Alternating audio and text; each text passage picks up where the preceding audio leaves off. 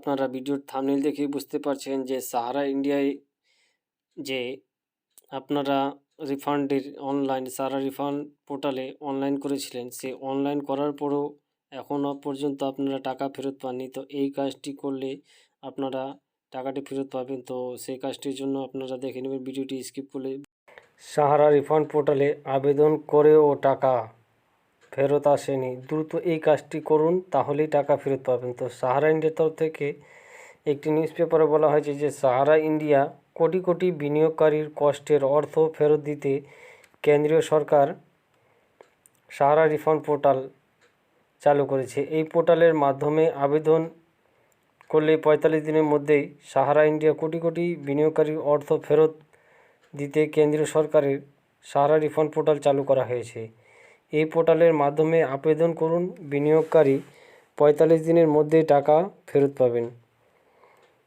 দেখা গিয়েছে বা জানা গিয়েছে, মোদী সরকার আশ্বাস দেয় যে বিনিয়োগকারী শীঘ্রই ফেরত পাবে। যে সমস্ত বিনিয়োগকারী রিফান্ডের আবেদন করে তাদের মধ্যে অনেকেই 10 থেকে 20 হাজার টাকা ফেরত পেয়েছেন।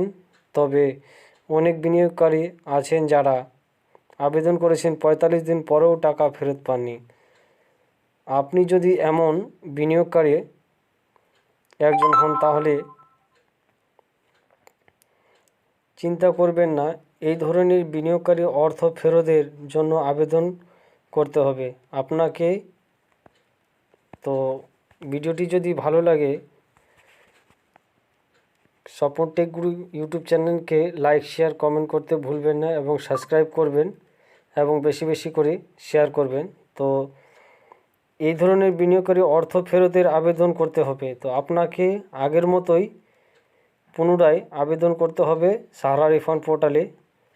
তো আপনারা যারা যারা এখনও সাহারা রিফান্ড পোর্টালে অনলাইন করেছিলেন, তো আপনাদের টাকা ফেরত আসেনি, তো তাদের উদ্দেশ্যে বলবো যে আপনারা পুনরায় আবার আপনাদের যে সাহারা রিফান্ড পোর্টাল রয়েছে সেই সাহারা রিফান্ড পোর্টালে গিয়ে আপনারা পুনরায় অনলাইন করলেই আপনাদের যে টাকা ফেরত আসেনি সেই টাকা ফেরতের জন্য আপনারা পুনরায় অনলাইনে অ্যাপ্লাই করতে পারবেন। তো ভিডিওটি যদি ভালো লাগে, স্বপন টেক গুরু ইউটিউব চ্যানেলকে লাইক, শেয়ার, কমেন্ট করতে ভুলবেন না।